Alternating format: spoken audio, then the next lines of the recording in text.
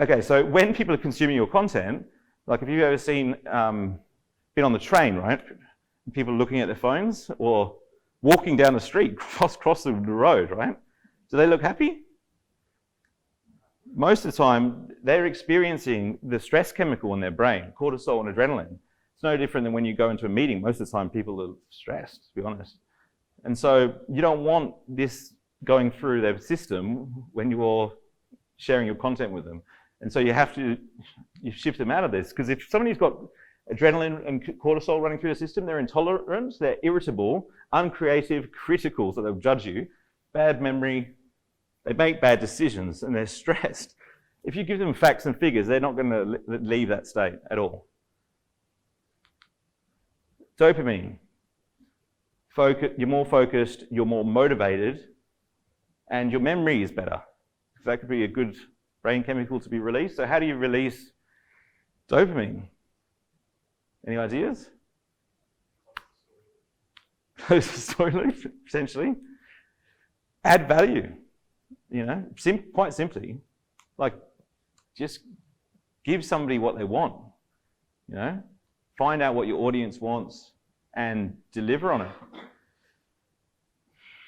Storytelling is very effective here. You could tell a story about, what's a good example? So, James Bond, right? You go to watch James Bond. You think, geez, this guy's driving an Aston Martin, he's got the Omega watch, he gets all the women, he's fighting the bad guys, and you think, I want to be more like him, and you leave the cinema and you go buy a $15,000 watch, right? That's dopamine in play. Oxytocin.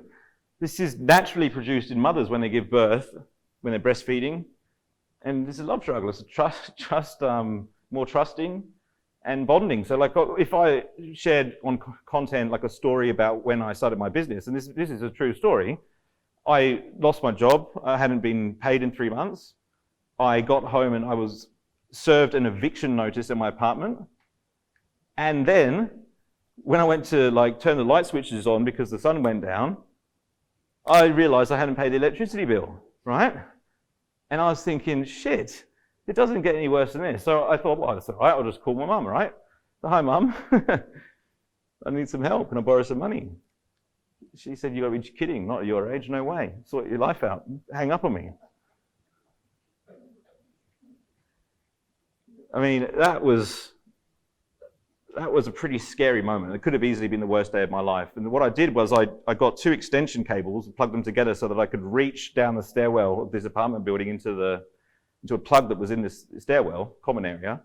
And then I plugged the other end of the 2 extension cables into a desk lamp, and I sat on my living room floor and I wrote my business plan. And the next day I started my company. It was what could have been the worst day of my life. Actually became one of the best days because I didn't have the courage to do it otherwise. I was forced into it through desperation. If you relate to that story at all, you would have experienced oxytocin, which means you trust people more. Hopefully. Well, that's the idea. But it's true. It's a true story, We all have these stories that people can relate to. We're all human beings. Endorphins. Anybody good joke teller? Any comedians? People, if you make somebody laugh or build rapport, they actually become more relaxed and more focused, and they're more creative.